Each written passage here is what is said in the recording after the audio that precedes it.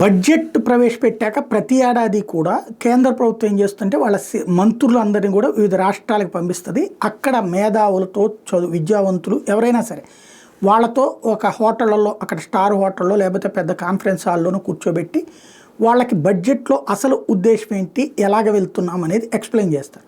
వాళ్ళు ఏదైనా డౌట్లు అడిగితే దాని మీద ఎక్స్ప్లెయిన్ చేస్తారు. అందులో ఏదైనా కీ పాయింట్ ఇట్లా కరెక్ట్గా అదేమోనండి అని చెప్పి వీళ్ళు చెప్తే అది నోట్ చేసుకుని వీళ్ళు మళ్ళీ వెళ్ళి నిర్మలా సీతారామన్ నోటీస్కి పెడతారు.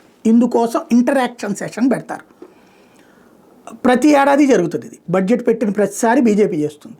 కానీ వాళ్ళ కర్మ ఏంటంటే ప్రచారం. హర్దీప్ సింగ్ పూరి వచ్చారు తాజాగా. వార్త ఏంటో తెలుసా రాసేది ఈనాడు జ్యోతి. ఏపీలో డైనమిక్ సీఎం, ఇది కేంద్ర మంత్రి హర్దీప్ సింగ్ స్టేట్మెంట్ ఈనాడు జ్యోతిలో. అంతేగాని బీజేపీ బడ్జెట్ గురించి ఏం మాట్లాడింది? ఆయన చెప్పుకొచ్చింది సొంత రాష్ట్రాన్ని ఎలా అభివృద్ధి చేసుకోవాలో తెలిసిన డైనమిక్ సీఎం ఏపీలో ఉన్నారు. దూరదృష్టితో కూడిన ఆయన ఆలోచనకు మద్దతు ఇచ్చే నరేంద్ర మోడీ ఢిల్లీలో ఉన్నారు. డబుల్ ఇంజిన్ సర్కార్తో అటు దేశం ఇటు రాష్ట్రం రెండు ప్రగతి పదంలో దూసుకెళ్తున్నాయని కేంద్ర మంత్రి హర్దీప్ సింగ్ పూరి అన్నారు. గురువారం విజయవాడలో స్థానిక బీజేపీ ఎమ్మెల్యే సుజనా చౌదరితో కలిసి రాష్ట్రంలోని మేధావులు, వర్తకులు, ఆర్థిక నిపుణుల నుంచి అభిప్రాయాల సేకరణ జరిపారు. ఈ సందర్భంగా కేంద్ర మంత్రి మాట్లాడుతూ వికసిత్ భారత్ 2047 లక్ష్యంతో పనిచేస్తున్న నరేంద్ర మోడీ దేశంలోని అన్ని రాష్ట్రాల అభివృద్ధికి సహకారం అందిస్తున్నారు. కూటమి ప్రభుత్వం ఏపీ మీద మరింత ఎక్కువ శ్రద్ధ చూపిస్తున్నారు. ఇక్కడ సీఎం నిధులు అడగగానే బడ్జెట్లో కేటాయించినవి కాకుండా అదనంగా అభివృద్ధికి నిధులు విడుదల చేస్తున్నారని హర్దీప్ తెలిపారు.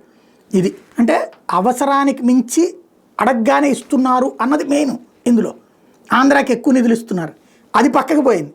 చంద్రబాబు గారు గొప్పోడు అన్నారు, ఇంతే.